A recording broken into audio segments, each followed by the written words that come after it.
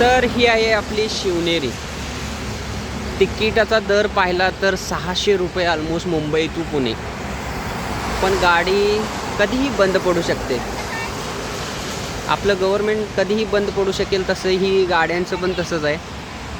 आजकाल नेत्यांना टाईम नाही आहे, फक्त पक्ष बदलण्यात त्यांचा वेळ चालला आहे किंवा गव्हर्मेंटच्या बसेस किंवा याकडे कुणाचं लक्ष नाही. नेते फक्त बदलत चाललेत, बसेस काही बदलायला तयार नाही आहेत. बाकी सर्वसामान्य माणसं आहेत, उभारतात रस्त्याच्या कडेला, काही देणं घेणं नाही आहे.